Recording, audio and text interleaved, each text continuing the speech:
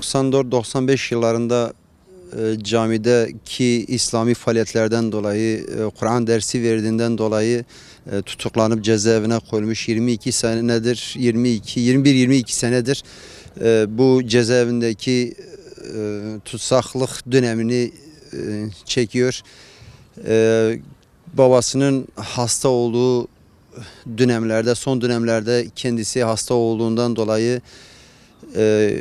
kendisinin babasını son dönemlerde göremediğini, hastanedeyken ziyaret edemediğini, bizzat kendi taziyesinde bulunamadığı, şu an biz Mehmet abinin en azından 1 saatlik de olsa, 3 saatlik de olsa kendi babasının taziyesinde bulunmasını istiyoruz.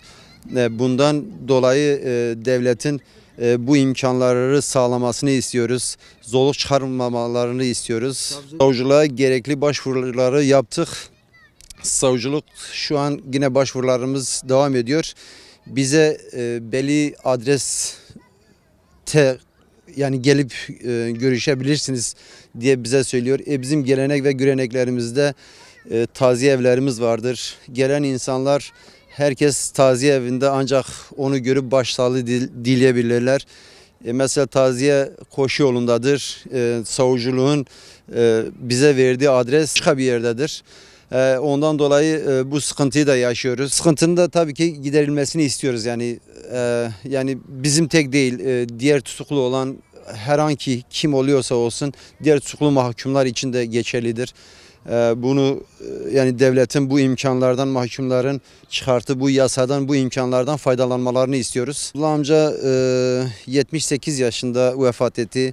Zaten son 2-3 senesi hastalıklarla geçti. İşte hastane, ev, son bir hafta kala yoğun bakımdaydı. Hastanede vefat etti. İşte hayatı bu şekilde gitti. Çocuğunun özlemiyle gitti. Yani kendi oğlunu görmeyi çok istiyordu ve oğlunu göremedi ve çocuğunun özlemiyle vefat etti gitti. Evet. Bir hastalığından dolayı cezaevine gidip ziyaret edemiyordu. Zaten kendileri birçok yere sürgün oldular. Bingöl, Mardin, Erzurum, Bayburt ve en son 22 yıl sürecinde Diyarbakır. Eğer ki devlet bir kanun, bir adalet koymuşsa bu kanun, bu adalet geçerliliğini Ankara ve İstanbul'da tek faaliyete yürütmesin. Yani biz istiyoruz ki bütün Türkiye'deki tutsak olan mahkumlara buna benzer mesela işte Ergenekon olaylarındaki yani yatan tutsaklar yani kendileri aileleri vefat ettikleri zaman 2 gün 3 gün kendi ailelerinde taziyelerinde bulunuyorlardı. Bu imkanlar bizlere de sağlanmasını istiyoruz. Yani sınıfsal olmasın. Yani herkese eşit bir şekilde davranılsın, eşit bir şekilde muamele etsin. Eğer bu kanun Türkiye Cumhuriyeti'nde yaşayan bütün vatandaşlar için geçerli olsun.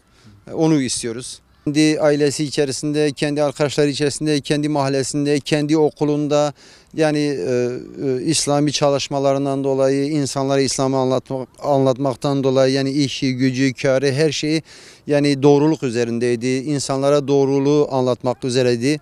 Ondan dolayı o zamanki işte şartlar öyle gerekiyordu ve iftiraya uğratıldılar ve işte yıllarca cezaevindediler. Şu anda tutsaktılar, cezaevlerindedirler. Yani biz bir an önce bu yasaların tekrar düzenlenmesini istiyoruz.